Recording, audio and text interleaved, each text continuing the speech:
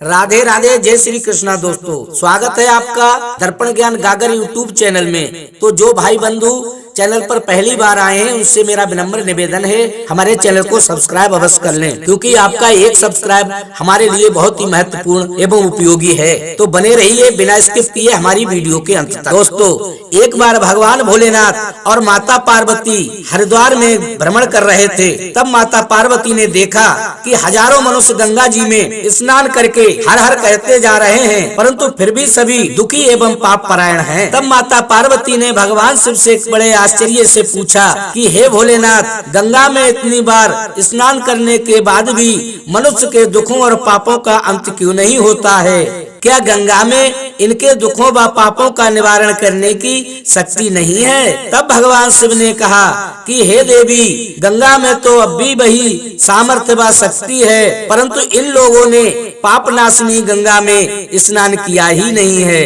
तब इन्हें लाभ कैसे होगा? तब माता पार्वती ने आश्चर्य से कहा कि क्या कह रहे हो महादेव, ये सभी तो अभी आपके सामने ही गंगा में स्नान करके आ रहे हैं, अभी तो इनका शरीर भी नहीं सूखा है। तब भगवान भोलेनाथ ने कहा कि ये केवल जल में डुबकी लगाकर आ रहे हैं, मैं तुम्हें कल इसका रहस्य बताऊंगा। दूसरे दिन बंधुओं, बड़ी जोर से बरसात होने लगी और गलियां पानी और कीचड़ से भर गईं और रास्ते में एक थोड़ा गड्ढा था, चारों तरफ कीचड़ ही कीचड़ भरा हुआ था। तभी भगवान शिव ने अपना रूप बदला और उसी कीचड़ से भरे गड्ढे में जाकर गिर गए। बंधुओं, जैसे कोई मनुष्य अचानक चलते चलते गड्ढे में गिर जाता है और निकलने की कोशिश करने पर भी नहीं निकल पा रहा है। और पार्वती जी को ये बात पहले ही बता दी थी कि तुम अपना रूप बदलकर इस गड्ढे के पास बैठ जाना और जोर जोर से चिल्लाना कि कोई मेरे पति को बचाओ, ये अचानक इस गड्ढे में गिर गए हैं, कोई पुण्य आत्मा इन्हें निकालकर इनके प्राण बचाए और मेरी इस दुख की घड़ी में सहायता करे। भगवान शिव ने देवी पार्वती को ये पहले ही समझा दिया था, और जब वो मुझे गड्ढे से बाहर निकालने को मेरे पास आए तो इतना और कह देना कि हाय मेरे पति सर्वदा निष्पाप हैं, इन्हें वही छुए जो निष्पाप हो। यदि आप निष्पाप हो तो इन्हें हाथ लगाइए, नहीं तो इन्हें हाथ लगाते ही आप जलकर भस्म हो जाएंगे।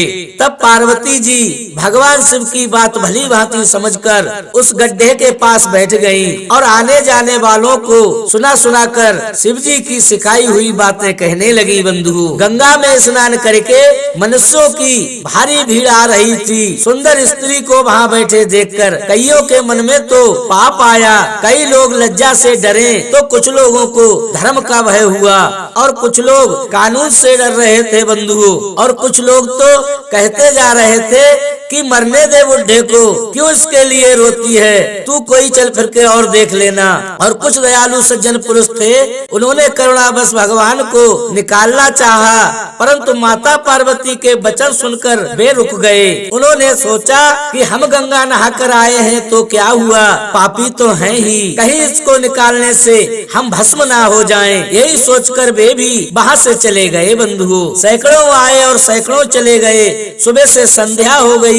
शिव जी ने पूछा, देखा पार्वती, आया कोई गंगा नहाकर? थोड़ी देर में एक नौजवान हाथ में लोटा लेकर हर हर करता हुआ आया, तो मैया ने उससे भी अपनी सहायता करने को कहा, तो उसका हृदय करुणा से भर आया। बंधुओं, और जैसे ही उसने शिव जी को निकालने की तैयारी की, तभी माता पार्वती ने उसे रोकते हुए कहा कि भाई, यदि तुम सर्वदा निष्पाप हो तो ही मेरे पति को निकालना, नहीं तो तुम मेरे पति को छूते ही जलकर भस्म हो जाओगे। उसने उसी समय बिना किसी संकोच के दृढ़ निश्चय से माता पार्वती से कहा कि मेरे निष्पाप होने में तुम्हें संदेह क्यों है माता? देखती नहीं हो मैं अभी अभी गंगा स्नान करके आया हूँ। भला गंगा में स्नान करने के बाद कहीं पाप रहते हैं क्या? मैं तुम्हारे पति को अभी इस कीचड़ भरे गड्ढे से बाहर निकालता हूँ। तब उस नवयुवक ने वृद्ध बने भोले बाबा को उस कीचड़ भरे गड्ढे से बाहर निकाल लिया। दोस्तों,